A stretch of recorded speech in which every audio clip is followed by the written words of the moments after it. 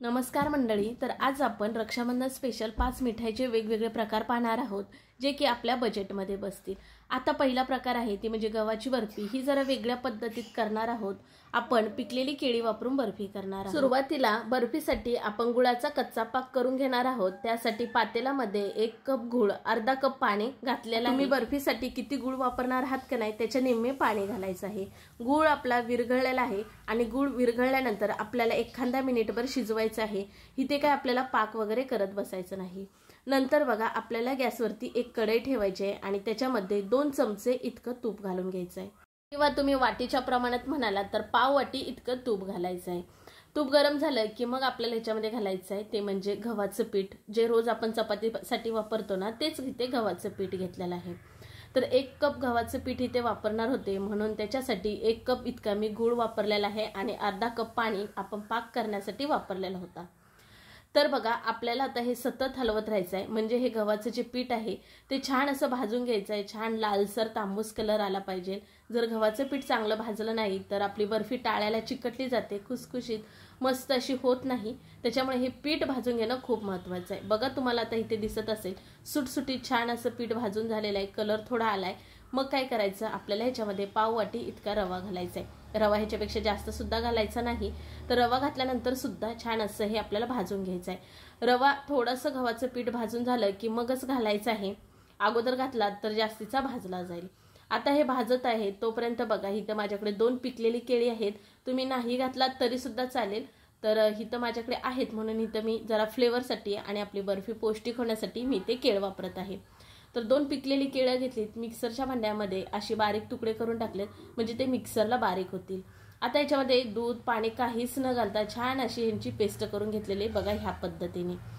आता इथे बघा पीठ सुद्धा आपलं हे छान किती भाजलेलं आहे, बघा कलर किती सोनेरी लालसर आलेला आहे। आपल्याला करपवायचं सुद्धा नाही, पण बारीक गॅसवरती हे छान असं 7 ते 8 मिनिटं भाजून घ्यायचं आहे आपल्याला। नंतर केलेली केळ्यांची पेस्ट घालून घ्यायची आहे। केळ्यांची पेस्ट अगोदर करून ठेवायची नाही, नाहीतर काळी पडते। ज्यावेळेस आपल्याला घालायचे त्यावेळेसच करून घ्यायची आहे। केळ्याची पेस्ट घातल्यानंतर आपल्याला परत असं छान मिक्स करून घ्यायचं आहे आणि नंतर आपण जो केलेला गुळाचा पाक होता का नाही तो आपल्याला गाळणीने गाळून घालायचा आहे, म्हणजे कुठे गुळाचा थोडासा कचरा राहिला असेल ना तो गाळणीमध्ये राहील। गॅस मात्र आपल्याला लोच ठेवायचा आहे आणि छान असं हे मिक्स करत राहायचं आहे। जसं आपण मिक्स करणार तसं घट्टपणा येणार ह्याला। ह्यांचा एक गोळा झाला की समजायचं हे आपल्या बर्फीसाठी छान मिश्रण सेट झालेलं आहे। बघू शकता इथे मस्तपैकी अशा बर्फीसाठी एकजीव झालेला आहे। आता आपण गॅस बंद करणार आहोत। आता ज्याच्यामध्ये बर्फी करणार आहोत त्याला ताट किंवा तुम्ही एखादा डबा घेतला तरी सुद्धा चालेल। मग त्याला तेल तूप लावून घ्यायचं आहे, म्हणजे आपली होणारी बर्फी ना ही ताटाला चिटकणार नाही, मस्त अशी निघेल। तर बघा तूप लावून घेतलेलं आहे इथे ताटाला आणि आपलं बर्फीचं मिश्रण घालून सगळीकडे अशा प्रकारे पसरून घेतलं। वर थोडेसे ड्रायफ्रूट घातलेत, काजू बदाम आणि पिस्ता ह्याचे, आणि भाजलेली खसखस भुरभुरलेली आहे, म्हणजे आपली ही बर्फी आणखीन पौष्टिक होईल आणि चवदार खायला लागेल म्हणून। आता ड्रायफ्रूट वगैरे घातल्यानंतर थोडंसं आपल्याला दाबून घ्यायचं आहे, म्हणजे छान हे गरम असताना चिटकून बसेल। आता 2 तास मी अशीच बाहेर ठेवली होती। तुमच्याकडे जर वेळ नसेल तर अर्धा तासासाठी फ्रीजमध्ये ठेवलात तरी सुद्धा बर्फी छान अशी सेट होते, आणि नाही ठेवलात बाहेर 2 तास ठेवलात तर मस्त अशी सेट होते। तर बघा इथे मी 2 तासानंतर ह्याच्या छान अशा वड्या पाडून घेतलेल्या आहेत आणि बघा रिझल्ट तुमच्या समोर आहे। मऊसूत अशी आपली बर्फी झालेली आहे, सहज निघली जाते आणि बघा किती पौष्टिक आहे। ह्या रक्षाबंधनला बाहेरची मिठाई न आणता घरी तुम्ही नक्कीच अशी पौष्टिक मिठाई बनवू शकता। हेल्दी सुद्धा आहे, मस्त आपण फ्रेश ताजी ताजी केलेली आहे। ह्याच्यामध्ये केळीचा फ्लेवर असल्यामुळे ही आणखीन चवीला भारी लागते। मऊसूत तोंडात विरघळणारी अशी आपली ही बर्फी होते। बर्फी बनवण्यासाठी बाहेरचं जास्तीचं सामान आणायला लागत नाही किंवा महागडे वस्तू ह्याच्यामध्ये आपण वापरलेले नाही। अगदी साहित्य घरातलंच आहे, बेसिक साहित्य आहे। गव्हाचं पीठ, रवा हे आपल्याकडे असतं, काही दूध मावा खवा आपण न वापरता मऊसूत अशी बर्फी झालेली आहे। ही गव्हाची बर्फी 1 कप गव्हाच्या पिठापासून अर्धा किलोभर इतकी होते आणि बाहेरनं आणायची म्हटलं तर खूप अशी महागडी पडते आपल्याला। त्याच्यामुळे स्वस्तात मस्त अशी घरी गव्हाच्या पिठाची बर्फी तुम्ही सुद्धा करून बघा। सुरुवातीला गॅस चालू करून आपल्याला पॅन ठेवायचा आहे, त्याच्यामध्ये आपल्याला घालायचे तूप। तर तूप इथे मी 2 चमचे घालत आहे। तर आता तुम्हाला सांगायचं म्हटलं जेवढं तुम्ही बेसन पीठ घेणार आहे ना त्याच्या निम्मे तूप इथे घालायचं आहे। तूप वितळलं की मग आपल्याला ह्याच्यामध्ये घालायचं आहे बेसन पीठ। तर बेसन पीठ इथं अर्धा कप इतकं घालत आहे। तर हे घरी दळलेलं बेसन पीठ आहे, तुम्ही विकतचं वापरलात तरी सुद्धा चालेल, पण बेसन पीठ मात्र चाळूनच घ्यायचं। तर आता छान असं आपण हे बेसन पीठ भाजणार आहोत तुपामध्ये। बेसन पीठ हे छान भाजायचं। बघू शकता ते तूप हे सेपरेट होईपर्यंत मस्त कलर येऊपर्यंत इथं बेसन पीठ भाजलेलं आहे। मग आपल्याला ह्याच्यामध्ये घालायचं आहे तो म्हणजे मैदा। तर इथं 1 कप इतका मैदा घेतलेला आहे। वजनी प्रमाण म्हणालात तर 200 ग्रॅम इतका मैदा घेतलेला आहे, पण मैदा मात्र अगोदर चाळून घेतलेला आहे। छान असं आता आपण परत हे 5 ते 6 मिनिटं मस्तपैकी भाजून घेणार आहोत। बघा दोन्हीचं एकजीव झालेलं आहे आणि छानपैकी भाजलेलं आहे। कलर सुद्धा खूप छान असा आलेला आहे। मैदा घातल्यानंतर पण 5 ते 6 मिनिटं छान असं भाजून घेतलेलं आहे। आता आपण गॅस बंद करून एका डिश मध्ये काढून घेणार आहोत, म्हणजे पीठ ना आपलं लवकर थंड होईल म्हणून इथे डिश मध्ये काढून आपण हे अशा प्रकारे पसरून घेणार आहोत। पण त्याच्या अगोदर तुम्ही सांगा तुम्ही आपल्या चॅनलला सबस्क्राइब केलं की नाही? केलं असेल तर ठीक आहे, नसेल केलं तर पटकन करून घ्या, म्हणजे पुढील माझे येणारे व्हिडिओ तुम्हाला पाहायला भेटतील। तर आता आपल्याला करायचं आहे पाक। तर पाकासाठी बघा इथे कढई घेतलेली आहे। आता ह्या कढईमध्ये 2 कप इतकी साखर घेतलेली आहे आणि 1 कप इतकं पाणी घेतलेले आहे। साखरेच्या निम्मे आपल्याला पाणी घालायचं आहे। तुम्ही 1 कप साखर घेतली तर अर्धा कप पाणी असं वापरायचं आहे। तर आता हा पाक व्हायला ना जवळजवळ 8-9 मिनिटं इतकी लागतात, किंवा तुम्हाला 10 ते 12 मिनिटं सुद्धा लागू शकतील। तर हे तुमच्या गॅसच्या आचेच्या वरती आहे, पण आपल्याला पाक येऊपर्यंत छान असे मिक्स करत राहायचं आहे। पाक कसा आलेला ओळखायचं हे तुम्हाला मी पुढे सांगणारच आहे। तर बघा ह्याच्यामध्ये अर्धा लिंबू पिळलेला आहे आणि छान असं मिक्स सतत करत राहायचं। ह्याला एकटं सोडायचं नाही, सतत हलवल्यामुळे ना पाक हा लवकर येतो। तर बघा इथं मी तुम्हाला तार पडते का असं दाखवलं, पण थोडीशी अशी पडायला लागलेली आहे, पण इथं काय आपला पाक झालेला नाही। जर तुम्हाला चेक करायचा असेल पाक झाला का नाही कसा ओळखायचा, तर बघा एका वाटीमध्ये पाणी घ्यायचं आणि त्याच्यामध्ये हा पाक घालून ना असं गोळा होते का बघायचं। गोळा होत नाही म्हणजे हा आपला पाक तयार नाही झाला असं समजायचं। परत एक 4 ते 5 मिनिटं छान असा पाक शिजवल्यानंतर परत आपल्याला सेम तेच करायचं आहे। एका वाटीमध्ये पाणी घ्यायचं आणि ही आपला पाक केला ना तो घालून ना अशी गोळी होते का बघायचं। बघू शकता आता गोळी होते का नाही, म्हणजे हा आपला पाक झालेला आहे असं समजायचं। मग आता आपण गॅस बंद करणार आहोत आणि शेवटी थोडीशी पाव चमच इतकी वेलची पूड घालणार आहोत आणि छान असं मिक्स करणार आहोत। तर इथं आपला परफेक्ट असा सोनपापडीचा पाक तयार झालेला आहे आणि सगळं काही ह्या पाकातच आहे। पाक जर व्यवस्थित आला तर सोनपापडी व्यवस्थित छान अशी होणार, ह्याच्यात काही शंकाच नाही। तर बघा आता आपल्याला एक परत घ्यायची आहे आणि त्या परतीला ना तूप लावून घ्यायचं आहे, म्हणजे ना आपण आता ह्याच्यामध्ये पाक ओतणार आहोत, मग तो आपल्या परतीला चिटकायला नको म्हणून आपल्याला तूप लावून घ्यायचं आहे। तूप मस्तपैकी सगळीकडे लावलेला आहे। मग जो आता आपण साखरेचा पाक केला का नाही तो आपल्याला ह्याच्यामध्ये घालून घ्यायचा आहे। तर आता आपण छान असं हे मिक्स करत राहणार आहोत असं। तर हे गरम असतानाच आपल्याला प्रोसेस करायचे, थंड झाल्यानंतर ही काही प्रोसेस करता येत नाही, म्हणजे सोनपापडी होत नाही, त्याच्यामुळे जरा गरम असतानाच करायला घ्यायचं। पण आपल्याला हात घालायचा नाही, चमच्यानेच असंच आपल्याला थंड हे करत राहायचं आहे, म्हणजे हलवत राहायचं, नाहीतर एका ठिकाणी ह्याचा गोळा होऊन बसेल, म्हणून आपल्याला हे सतत हलवायचं आहे। तर तुमच्यापर्यंत माझी फेवरेट मिठाई म्हणालात तर सोनपापडीच आहे। तर तुमची आहे का नाही मला कमेंट करून सांगा, आणि तुम्ही शाळेबाहेर मिळणारी सोनपापडी खाल्ला का नाही ते सुद्धा मला कमेंट करून सांगा। तर बघा नंतर आपल्याला काय करायचं आहे, हे थोडंसं गरम असतानाच आपल्याला करायचं आहे बरं का। मग आपल्याला ना हातामध्ये असा गोळा करून घ्यायचा आहे आणि बघा असं आपल्याला दोन्ही हाताच्या मध्ये ना बघा राऊंड शेप करायचा आहे, परत गोल करायचा आहे, राऊंड शेप करायचा आणि बघा परत हे दुमडायचं आहे, असं आपल्याला करत ताणत राहायचं आहे, म्हणजे ना सोनपापडीला ज्या तार सुटते ना ते सुटते, वेगवेगळ्या सेपरेट होतात। त्यामुळे असं करायचं आहे। 2 माणसाची गरज लागत नाही, आपल्याच दोन्ही हाताने होते। बघू शकता इथं मी एकटीच दोन्ही हाताने करत आहे, फक्त हाताचंच मेहनत आहे, पण तेवढी पण जास्त लागत नाही, लगेच हे होतं। तर बघा हे पांढरं आपल्याला दिसायला लागलं ना, मग आपण जी पिठं भाजून ठेवली होती ना बाजूला ती आपल्याला पिठं घालायची आहेत, हे पांढरं दिसायला लागलं। आणि मग आता आपल्याला पिठामध्ये मिक्स करत बघा असं ओढून घ्यायचं आहे, म्हणजे ना आपल्या सोनपापडीला छान अशा तारा सुटतात। तर हे थोडंसं गरम आहे बरं का, गरम असतानाच करायचं आहे, थंड झाल्यानंतर हे कडक होतं मग काही होत नाही, त्याच्यामुळे गरम असतानाच हे आपल्याला असं ताणवायचं आहे। बघू शकता एकदम जास्त जोरात नाही ताणवायचं, तिथल्या तिथं ओढून परत असं हे जवळ करायचं आहे, परत ओढायचं आहे, परत जवळ करायचं आहे। इथं तुम्हाला व्हिडिओमध्ये दिसतच असेल अशा पद्धतीने करायचं आहे। घरच्या घरी तुम्हाला केव्हा हवे तेव्हा तुम्ही करू शकता, एकदम फ्रेश ताजी आणि चवदार सुद्धा, खायला सुद्धा खूप छान लागते आणि आपण घरी केल्यामुळे एक वेगळाच आनंद असतो। बघा इथं झाली आपली ही सोनपापडी तयार। बघू शकता एकदम बारीक अशा तार झालेल्या आहेत, म्हणजे ही तोंडात टाकता विरघळणारी अशी झालेली आहे। तर इथं बघा हा सोनपापडीचा डबा आहे, तर हे बघा हा सोनपापडीचा डबा मला भेटलेला होता, त्याच्यामध्येच आता इथं मी सोनपापडी करत आहे। जे आता आपण सोनपापडी केली ना ती ह्याच्यामध्ये घालून दाबून घ्यायची, म्हणजे छान अशी ह्या डब्यामध्ये बसली जाते आणि वरून मग बदाम पिस्ता ह्याचे काप घालून ते सुद्धा आपल्याला असे दाबून घ्यायचे आहेत, म्हणजे छान असे हे सेट होतील। किंवा असं तुमच्याकडे जर डबा नसेल तर काय करायचं, घरामध्ये अशा वाट्या तर असतात, मग त्याच्यामध्ये बदाम आणि पिस्ता घालायचे आणि जे आता आपण सोनपापडी केली ना ती घालून अशा प्रकारे आपल्याला दाबून घ्यायची आहे। तर तुमच्याकडे घरात कुठलाही चौकोनी डबा असेल ना त्याच्यात सोनपापडी केला तरी सुद्धा चालेल। बघू शकता इथं सोनपापडी तयार आपली। आणि जी डब्यातली होती ना ती सुद्धा अशा प्रकारे आता आपल्याला वड्या करायच्या आहेत ना, म्हणजेच बर्फी। तर बघा उलतानाने अशा प्रकारे कट मारायचे आणि मग बाहेर करायचे। व्हिडिओ तुम्हाला जरा सुद्धा आवडला तर लाईक करा आणि कमेंट करून सांगा खरोखर ही आजची रेसिपी आवडली का। व्हिडिओ जास्तीत जास्त लोकांपर्यंत शेअर करा। चला मग वेळ न करता आजच्या रेसिपीला सुरुवात करूया। तर सुरुवातीला गॅस चालू करून कढई ठेवलेली आहे। नंतर आपल्याला ह्याच्यामध्ये घालायचं आहे तूप। तर तूप किती घालायचं आहे बघा, 1 वाटीभर इतकं, कारण आपण 2 वाटी इतका रवा घेणार आहोत। त्याच्यामधलं 1 चमचभर तूप बाजूला ठेवलेलं आहे। आता हे कशासाठी ठेवलं तुम्हाला पुढे सांगेलच। आता तूप आपलं चांगलं गरम झालं की मग आपल्याला ह्याच्यामध्ये घालायचं आहे रवा। तर सुरुवातीला 1 वाटी रवा घातला आणि नंतर हा दुसरी वाटी रवा घातला। रवा हा एकदम बारीक रवा आहे आणि रवा नेहमी चाळून घ्यायचा। कधी कधी त्याच्यामध्ये म्हशीकिडे किंवा अळी असते त्याच्यामुळे नेहमी चाळून घ्यायचा। रवा भाजत असताना नेहमी जाड बुडाची कढई वापरायची, म्हणजे आपला रवा कुठेही करपला जात नाही, मस्तपैकी असा भाजला जातो। आता रवा भाजत असताना नेहमी आपल्याला सतत हलवत राहायचं आहे, त्याला एकट्याला सोडायचं नाही, नाहीतर तो लगेच करपला जातो। रवा भाजत असताना बारीक गॅस करून बराच वेळ रवा भाजत बसायचं नाही, त्यामुळे आपला रवा कडक होतो आणि आपले होणारे लाडू सुद्धा कडक होतात। त्याच्यामुळे मीडियम गॅस करून मस्तपैकी एक 5 ते 6 मिनिटं लालसर हलका गुलाबी कलर येऊसपर्यंत आपल्याला रवा भाजून घ्यायचा आहे। बघू शकता एक 5 ते 6 मिनिटामध्येच आपला रवा छान असा गुलाबीसर लालसर झालेला आहे आणि आपल्याला लाडूसाठी असाच रवा भाजलेला हवा। तर आता आपण गॅस बंद करूया आणि भाजलेला रवा ना एका डिशमध्ये काढूया। जर आपण कढईमध्येच रवा जर तसाच ठेवला तर कढई आपली जाड असल्यामुळे बरीच गरम असते आणि मग खाली तळाशी ना रवा करपला जातो किंवा तो कडक सुद्धा होतो। त्यामुळे ना भाजलेला रवा आपल्याला लगेच एका डिशमध्ये काढून घ्यायचा आहे। तर आपण हे रवा लाडू पाकातले करणार आहोत, त्यासाठी आपण पाक करून घेऊयात। तर पाक करण्यासाठी बघा गॅस चालू करून कढई ठेवली। पाक करण्यासाठी आपल्याला हवी साखर। तर साखरेचं प्रमाण बघा 2 वाटी इतका बारीक रवा घेतला होता, त्याच्यासाठी 1.5 वाटी इतकी साखर घेतलेली आहे। तर पाण्याचं प्रमाण बघा 1.25 वाटी इतकं पाणी घेतलेलं आहे।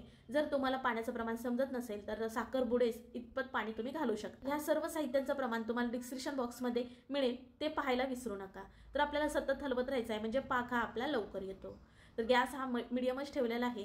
तर बघू शकता इथे उकळी आलेली आहे। ह्या उकळी आली आपल्या पाकाला की आपल्याला ह्याच्यामध्ये 2 ते 3 चमच इतकं दूध घालायचं आहे आणि मिक्स करून घ्यायचं। तर असं वरतून दूध घातल्यामुळे काय होतं माहितीये का, साखरेत असलेली जी मळी आहे ती वरती निघून येते, म्हणजे आपले होणारे लाडू आहेत ते जास्त काळपट होत नाहीत, पांढरे होतात। तर जर तुमची साखर पांढरे शुभ्र असेल, मळी नसेल, तर तुम्हाला ही स्टेप करण्याची काहीच गरज नाही। तर दूध घातल्यानंतर मिक्स केल्यानंतर मळी बघा आपल्याला अशा पद्धतीने चाळणीने काढून घ्यायची आहे।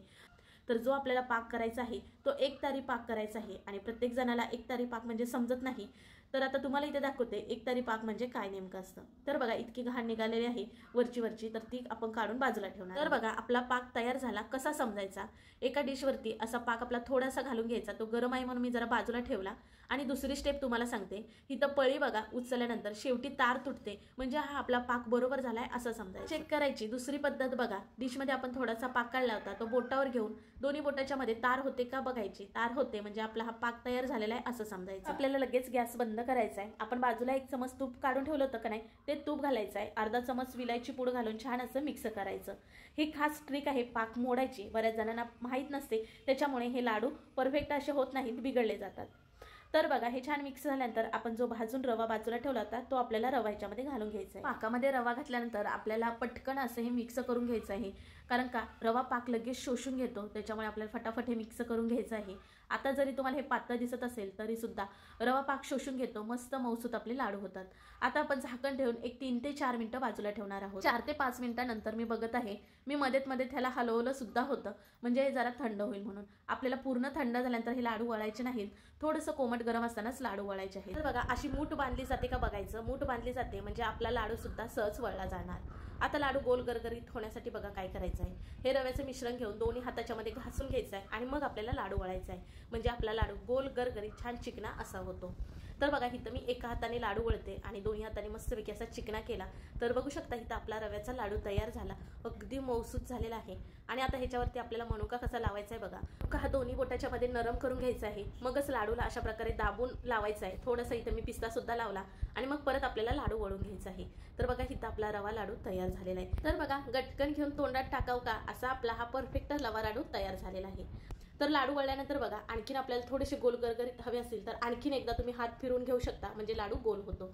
तर बघू शकता वरनं तर तुम्हाला लाडू दाखवला, आता मोडून सुद्धा आपण बघूयात। बघा अगदी मऊसूत पेड्यासारखे झालेले आहेत। लाडू हा सहज मोडला जातो, कुठेही कडक किंवा कठीण असा झालेला नाही। मग आजची कशी वाटली रेसिपी कमेंट करून सांगायला विसरू नका। व्हिडिओ आवडल्यास लाईक करा आणि हो रेसिपी जास्तीत जास्त लोकांपर्यंत शेअर करा तुमच्या मित्र मैत्रिणी परिवारामध्ये।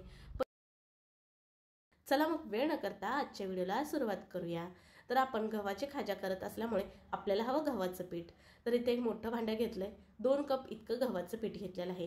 एक चुटकीभर इतकं मीठ घालूयात, म्हणजे गोडाच्या पदार्थामध्ये मीठ घातलं की त्याची चव आणखीन वाढते। नंतर आपल्याला याच्यामध्ये घालायचं आहे तूप। तर 2 कप गव्हाच्या पिठासाठी पाव कप इतकं तूप घातलेलं आहे। तुम्ही याच्यामध्ये तेल जरी घातला तरी सुद्धा चालेल। तर हे आपल्याला मोहन जास्त कडकडीत गरम नको हवंय, थोडंसं तूप मी गरम करून घेतलेलं आहे।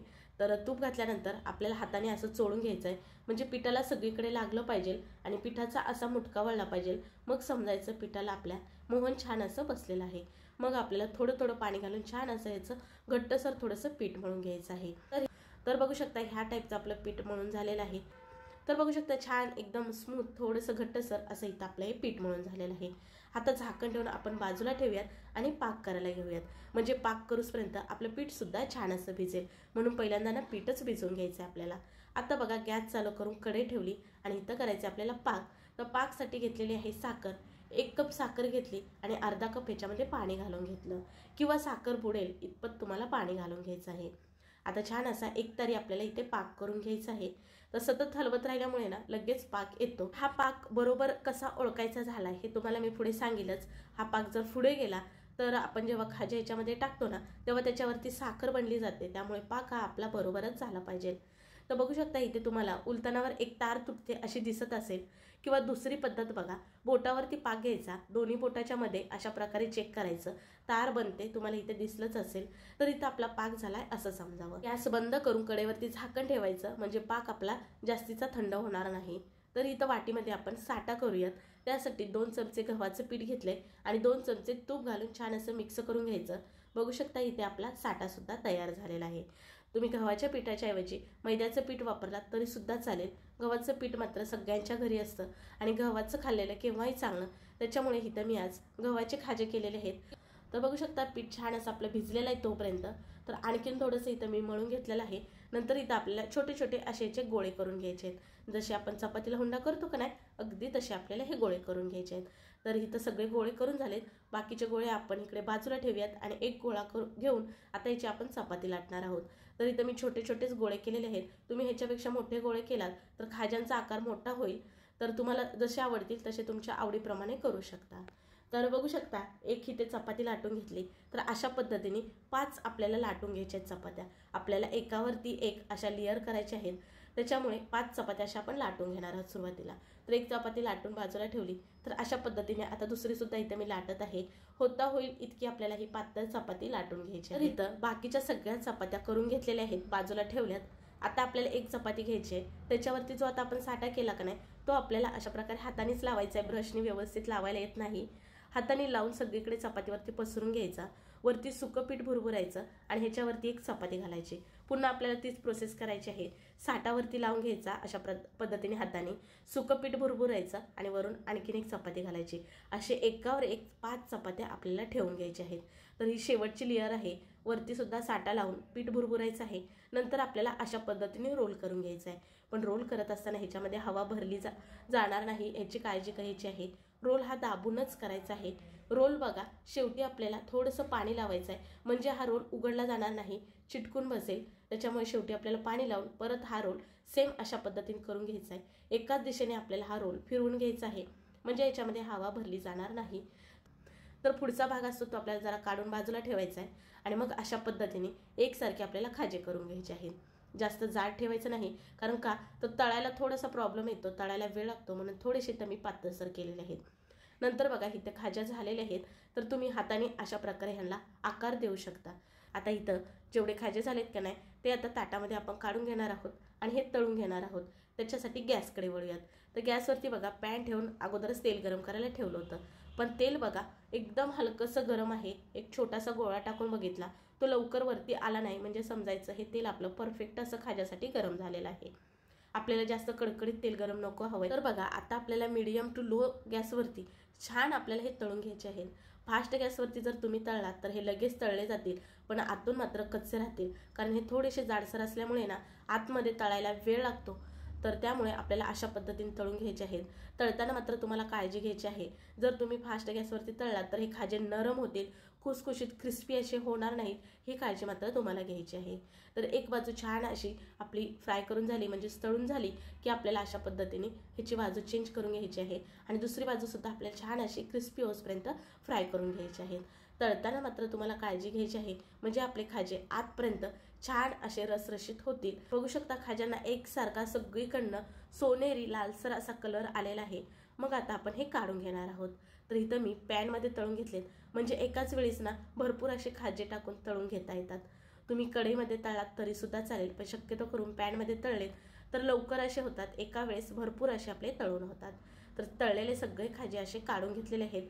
आता हे गरम गरम असतानाच आपल्याला हे खाजे पाकामध्ये घालून घ्यायचे आहेत.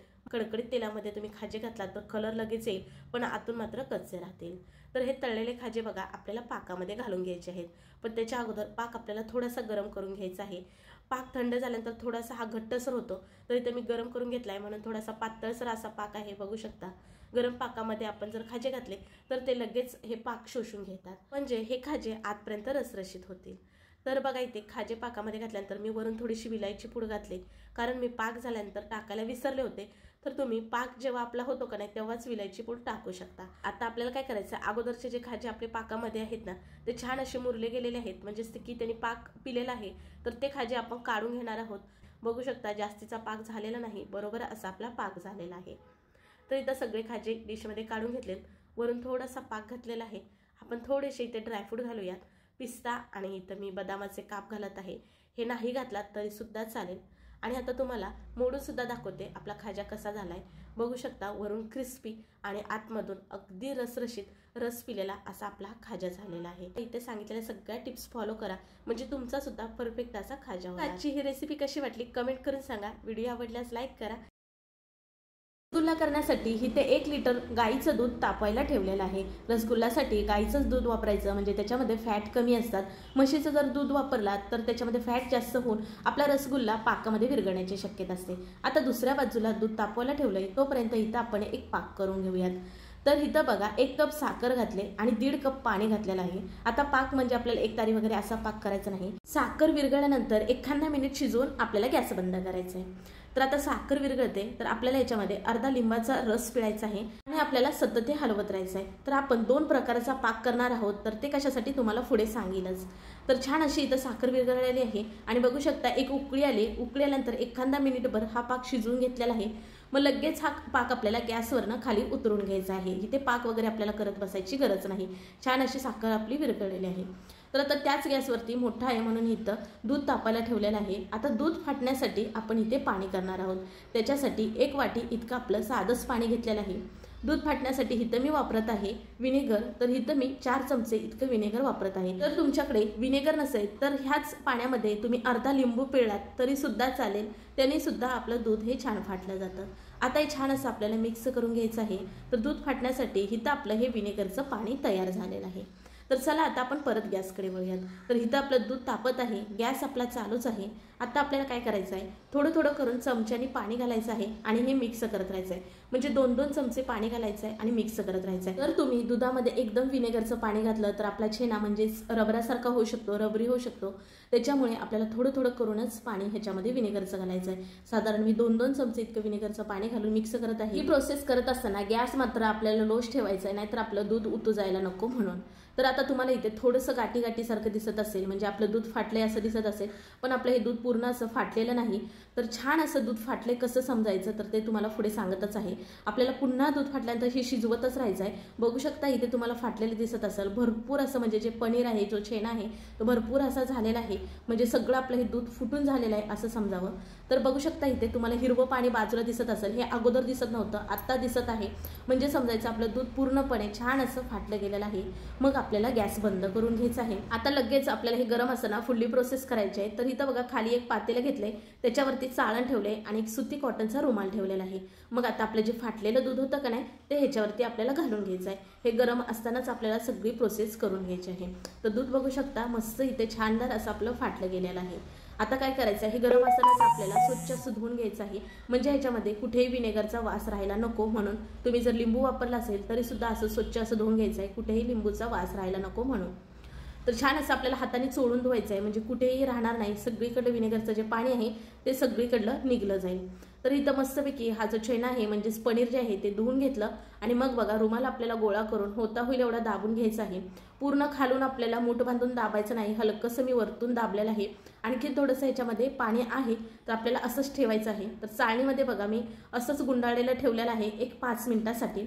5 मिनिटं झाल्यानंतर खाल्लं पातेलं जे आहे ते बाजूला ठेवलं आणि वरला चाळणीतला जो रुमालातला आपला छेना होता म्हणजे जे पनीर होतं आपलं ते आपण एका ताटामध्ये काढून घेणार आहोत. तर बघा छान असं आपलं इथे पनीर झालेलं आहे. तुम्हाला जर पनीर बनवायचं असेल तर तुम्ही अशा प्रकारे पनीर बनवून त्याच्यापासून तुम्ही भाजी नक्कीच घरी बनवू शकता. बघा ह्याच्यामध्ये आत्ता घालायची आपल्याला एक सिक्रेट वस्तू, ते म्हणजे 1 चमच मैदा.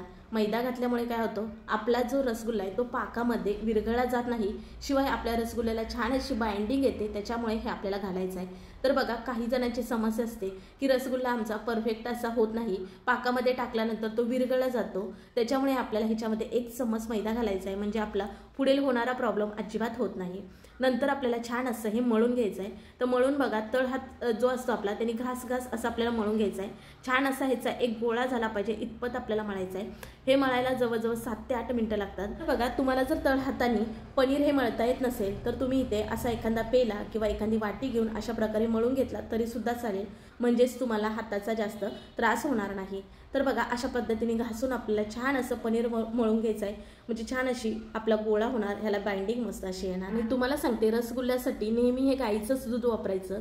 जर म्हशीचं दूध वापरलं तर त्याच्यामध्ये फॅट्स जास्त असतात, मग हे आपण घासत असताना त्याच्यातनं तेल किंवा तूप सुटण्याची शक्यता असते, मग तो आपला रसगुल्ला पाकामध्ये विरघळण्याची शक्यता असते. त्याच्यामुळे तुम्हाला इथे गाईचंच दूध घ्यायचं आहे. तर छान असं इथं आपला गोळा मळून झालेला आहे. बघा तुम्हाला गोळा सुद्धा दाखवला, एकदम मऊसूत छान चिकना असं हे आपलं म्हणजे पनीर मळून झालेलं आहे. मग आता काय करायचे, आपल्याला रसगुल्ले करायचे. तर इथं मी जरा मोठेच करत आहे, कारण रसगुल्ला हा जरा मोठाच असतो आणि ह्याच्यापेक्षा रसगुल्ल्याची साईज ही मोठी सुद्धा ठेवायची नाही. जेव्हा आपण पाकामध्ये रसगुल्ला घालतो ना तेव्हा तो आणखीन फुलला जातो, त्यामुळे आपल्याला ही साईज अशी बरोबर आहे. दोन्ही हाताच्या मध्ये छान असं गोल चिकना गोळा करून घ्यायचा, मग नंतर एका हातामध्ये घेऊन त्याला मस्त असा गोल गरगरीत आकार द्यायचा. आता बाकीचे सगळे रसगुल्ले अशा प्रकारे करत आहे. इथं बघा हे 1 लिटर दुधापासून जवळजवळ 16 ते 17 इतके आपले हे रसगुल्ले होतात. छान चिकणे असे इथं आपले हे रसगुल्ले सगळे तयार करून झालेत. आता आपल्याला आणखीन एक पाक करून घ्यायचा आहे, म्हणजेच की आपल्याला रसगुल्ले हे त्याच्यामध्ये शिजून घ्यायचे आहेत. त्यासाठी गॅस चालू करून कढई ठेवली, ह्याच्यामध्ये आणखीन 2 कप इतकी साखर घातली, वजनी प्रमाण म्हणाला तर अर्धा किलो इतकी साखर घातली. घालायचं आहे आपल्याला पाणी. तर पाणी बघा 2 कप साखर घातली होती तर 2 कप पाणी घातलेलं आहे. पाण्याचं प्रमाण सुद्धा आपल्याला जरा जास्तच ठेवायचं आहे, म्हणजे आपले रसगुल्ले छान असे फुलले जातील ह्या पाण्यामध्ये, त्याच्यामुळे पाण्याचं प्रमाण आपल्याला जास्तच ठेवायचं आहे. आता छान असं मिक्स करत राहायचं आहे, म्हणजे आपली साखर ही लवकर विरघळेल. गॅस हा फास्टच ठेवलाय, आपण झाकण ठेवूयात म्हणजे ह्याला लवकर उकळेल आणि लवकर आपला पाक शिजला जाईल. बघू शकता छान अशी या पाण्याला उकळी आलेली आहे. आपण रसगुल्ले तर बाजूला करून ठेवलेलेच आहेत. तर त्यातला एक छोटा गोळा घ्यायचा, तो टाकून बघायचा आपला पाकामध्ये विरघळतोय का. तर तो विरघळत नाही, तो छान असा वरती तरंगतोय फुलून, त्याच्यामुळे आपले बाकीचे जे रसगुल्ले आहेत ना ते आपल्याला एक एक करून सोडायचे आहेत. म्हणजे आपल्याला सुद्धा खात्री वाटते की आपला रसगुल्ला पाकामध्ये विरघळत नाही, मग बाकीचे रसगुल्ले घालून घ्यायचे आहेत. पण रसगुल्ला पाकामध्ये घालत असताना गॅस हा फास्ट असावा, ह्या पाण्याला म्हणजेच आपल्या पाकाला छान अशी उकळी आलेली असावी, मगच रसगुल्ले घालायचे. तुमचा जर पाकाला उकळी आलेली नसेल, गॅस जर स्लो असेल तर हे रसगुल्ले आपले पाकामध्ये विरघळले जातील. मग झाकण ठेवून एक 5 मिनिटं शिजवून घेतलेलं आहे. 5 मिनिटात झाकण काढलं तर बघा फुललेत, पण पाहिजे तसे फुलले नाहीत, म्हणून आणखीन झाकण ठेवलं आणि 4 ते 5 मिनिटं शिजवून घेतलेत. तर बघू शकता आपले रसगुल्ले किती छान असे फुललेत, म्हणजे एकूण 10 ते 11 मिनिटं इतके हे रसगुल्ले शिजवून घेतलेत.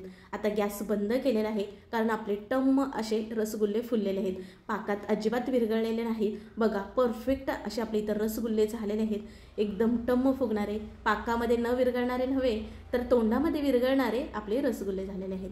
आता आपल्याला ह्या पाकामधनं लगेच काढून घ्यायचे आहेत, ह्याच पाकामध्ये असेच ठेवायचे नाहीत.